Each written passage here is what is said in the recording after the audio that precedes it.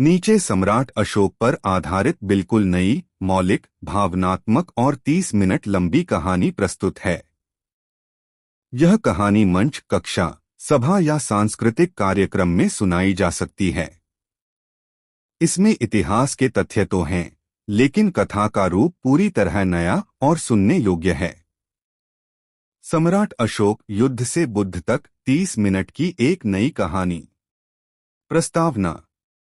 आज मैं आपको एक ऐसी कहानी सुनाने जा रहा हूं, जिसमें एक राजकुमार है पर वह महलों से बहुत दूर है, जिसमें एक युद्ध है पर वह केवल खेतों में नहीं, मन के भीतर भी है, और जिसमें एक परिवर्तन है इतना गहरा कि एक निर्दयी योद्धा सम्राट से बढ़कर संपूर्ण मानवता का पिता बन जाता है। यह कहानी है सम्राट अशोक की। एक अंधेरे का राजकुमार। कहानी शुरू होती है पाटलिपुत्र से, मौर्य साम्राज्य की चमकती राजधानी। महलों में सोने की दीवारें, राजमार्गों पर घोड़े और राजसभा में तेजस्वी मंत्री। पर महल के एक कोने में एक युवा राजकुमार बैठा है, अशोक। वह बचपन से युद्धकला में तेज, पर दिल में सदा एक बेचैनी। राजकुमार अक्सर सैनिकों के अभ्यास स्थल पर जाकर बिना बोले तलवार चलाते रहते। उनकी आंखों में आग थी, पर भीतर कुछ और था, एक ऐसी खामोशी जिसे कोई नहीं समझ पाया। एक दिन गुरु ने पूछा, राजकुमार, इतना तेज क्यों? अशोक ने उत्तर दिया, क्योंकि संसार मुझे कमजोर समझता है। मैं उन्हें दिखाना चाहता हूं कि मैं अजेय हूं। गुरु मुस्कुराए पर बोले नहीं। वे जानते थे यह आग एक दिन या तो साम्राज्य को जला देगी या खुद को राख कर देगी। दो सत्ता का खेल और चक्र का प्रारंभ। समय बीता। बिंदुसार की मृत्यु के बाद मौर्य साम्राज्य में उत्तराधिकार की लड़ाई शुरू हो गई। अशोक को मौका मिला और उन्होंने बिजली की गति से बगावत दबाई, दुश्मन हराए और सिंहासन पर बैठ गए। राज्याभिषेक पर उन्होंने कहा, मेरी तलवार मेरा न्याय है। यह वक्तव्य इतना कठोर था कि दरबार में सन्नाटा छा गया। मगर अशोक ने सोचा, अब मैं पूर्ण हूं। पर वे नहीं जानते थे कि यह पूर्णता केवल एक पतन की शुरुआत थी। 3 कलिंग, वह भूमि जिसने अशोक को नंगा कर दिया।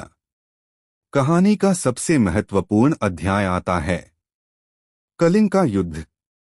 कलिंग आज का ओडिशा था, जहां लोग स्वतंत्रता को सांस की तरह जीते थे। उन्होंने मौर्यों के सामने झुकने से इनकार कर दिया। अशोक। नीचे लगभग 30 मिनट की एक विस्तृत, सुविचारित और प्रवाहपूर्ण वाणी भाषण दिया गया है, जिसे आप प्रवचन, सांस्कृतिक कार्यक्रम, साहित्यिक गोष्ठी या किसी भी मंच पर बोल सकते हैं। समयानुसार यह बोलने पर लगभग 25-30 मिनट का होता है। प्रभु वाल्मीकि पर 30 मिनट का विस्तृत भाषण।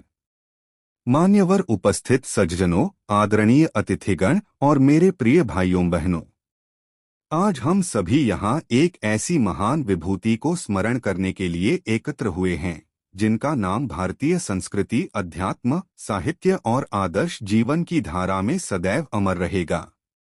वे हैं प्रभु वाल्मीकि, जिन्हें हम आदिकवि के रूप में सम्मानित करते हैं, रामायण जैसे महाकाव्य के रचयिता और मानवता को सत्य, करुणा और धर्म का मार्ग दिखाने वाले महर्षि। एक वाल्मीकि का व्यक्तित्व और उनका जीवन संगम। प्रभु वाल्मीकि का जन्म कोई साधारण घटना नहीं थी। भारतीय संस्कृति में उन्हें एक ऐसे व्यक्ति के रूप में दर्शाया जाता है जिनका जीवन एक प्रेरणा है कि मनुष्य चाहे किसी भी स्थिति में हो, उसमें परिवर्तन की शक्ति सदैव मौजूद रहती है। कहा जाता है कि उनका आरंभिक जीवन कठिन परिस्थितियों में बीता। उनके भीतर भी वह जिजीविषा, संघर्ष और परिवर्तन की क्षमता थी जो उन्हें अंततः एक महान तपस्वी और ऋषि बना गई। वाल्मीकि की कथा हमें बताती है कि किसी व्यक्ति का मूल्य उसके कर्म और साधना से तय होता है, न कि जन्म से। यही शिक्षा उन्हें अमर बनाती है। 2 आदिकवि क्यों कहा जाता है? रामायण केवल एक ग्रंथ नहीं, यह भारत माता की आत्मा है। और इस आत्मा को शब्द देने वाले महर्षि वाल्मीकि को आदिकवि कहा गया है। क्यों? क्योंकि संस्कृत साहित्य में श्लोक छंद की पहली रचना वाल्मीकि द्वारा ही हुई। पहला महाकाव्य भी उन्हीं की देन है।